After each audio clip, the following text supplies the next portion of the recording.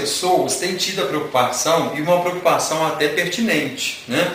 Porque famílias, pessoas, administradores, autoridades em 1980 e a própria população também viveu um momento de comemoração do centenário de São João.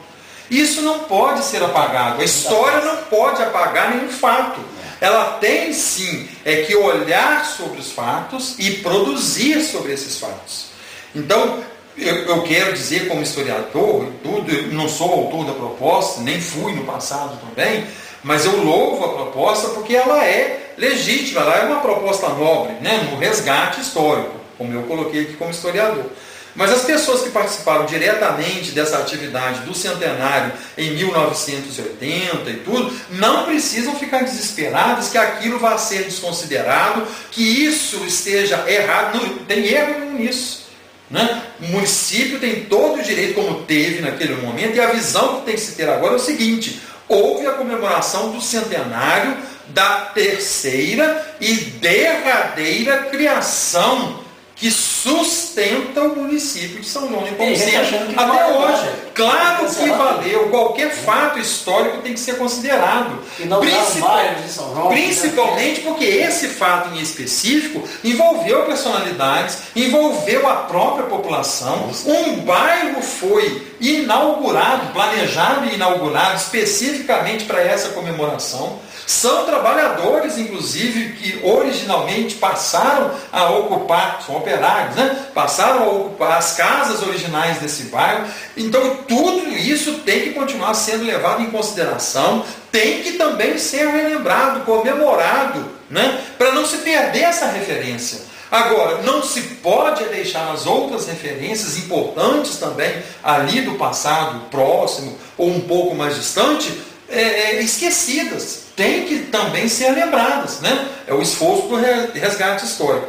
E essa questão do 1º de abril pode até parecer uma data meio que inglória, né? Dia da mentira. Dia da mentira. Eu acho que eu mesmo não gostaria de comemorar se eu não conhecesse a história do 1º de abril também. Eu não gostaria que nada fosse comemorado de significativo para mim no 1º de abril se eu acreditasse de fato que o 1º de abril é dia da mentira. Mas alguém já se questionou por que o 1º de abril é o dia da mentira? Né? É o dia da mentira porque lá ainda na Idade Média, na Europa, houve um acerto do calendário. O calendário juliano, que tem esse nome porque veio lá do Império Romano e foi baixado por Júlio César, né, já não mais dava conta de contar o tempo adequadamente, preservando a contagem ou a consideração das estações do ano. A gente não aprende na escola, não nos primeiros momentos, ainda nos anos iniciais, que o ano é composto das 4 estações? Isso é por causa do movimento de rotação e translação da Terra. Né? Então o ano, a contagem do ano, são os movimentos que a Terra executa. Né? Notadamente o de rotação, aliás, de translação, que é ao redor do Sol. Né? Um ano é o tempo que a Terra demora para completar sua volta ao redor do Sol. Só que esse tempo era contado incorretamente, os 365 dias só. Por isso que teve o calendário gregoriano, que é o calendário que vigora até hoje, que acrescenta de 4 em 4 anos um dia a mais, que é os anos bissextos. Em consideração a mais ou menos 6 horas, além dos 365 dias, que a Terra leva para dar a volta completa no Sol. Isso pode parecer pouco, em poucos anos, ou num ano só, a gente não percebe. Mas ao longo de séculos, como já estava, essas 6 horas já tinham bagunçado o calendário. Então, o que era esperado ou previsto para ser a primavera, já não era mais a primavera.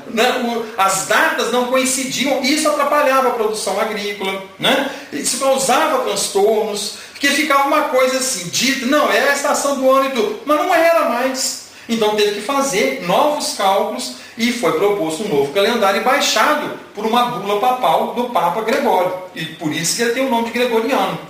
E esse calendário foi imposto também pelos monarcas na Europa, para poder ser utilizado e corrigir os problemas do ano, da contagem do tempo, né, em relação às estações do ano.